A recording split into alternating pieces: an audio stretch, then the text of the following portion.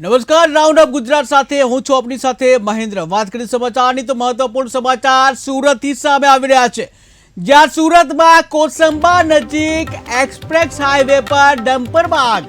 સુરતમાં કોસંબા નજીક express highway પર ડમ્પરમાં આગ લાગવાની ઘટના બની, જ્યાં કોસંબા પાસેથી પસાર થાય છે એક્સપ્રેસ હાઈવે, જ્યાં એક્સપ્રેસ હાઈવે પર જીએસપી ભરી જે ખાલી કરવા જઈ રહ્યો હતો ત્યારે ડમ્પર હાઈ ટેન્શન લાઈનને અડી જતા ડમ્પરમાં આગ લાગવાનો બનાવ બન્યો છે। ત્યારે ફાયરની ટીમે આગ ઉપર કાબુ મેળવ્યો, જ્યાં ડ્રાઈવર ડમ્પરમાંથી કૂદી પડતા ડ્રાઈવરનો આબાદ બચાવ થયો। ત્યારે ડમ્પરના ટાયર બળીને ખાખ થઈ ગયા, જ્યાં ડીજીવીસીએલના અધિકારીઓ ઘટના સ્થળે પહોંચી ગયા। તો વધુ એકવાર જે ડમ્પરમાં આગ લાગવાની એક ઘટના સામે આવી છે સુરતથી, કે જ્યાં જે સુરતમાં કોસંબા નજીક એક્સપ્રેસ હાઈવે પર ડમ્પરમાં આગ લાગવાની આ ઘટના બની છે। ત્યારે કોસંબા પાસેથી જે પસાર થાય છે એક્સપ્રેસ હાઈવે, કે જ્યાં આ ટ્રકમાં આગ લાગવાની ઘટના બની છે, ત્યારે એક એક્સપ્રેસ હાઈવે પરથી જે જીએસપી ભરી ખાલી કરવા જઈ રહ્યો હતો ટ્રક, કે જ્યાં ડમ્પર હાઈ ટેન્શન લાઈનને અડી જતા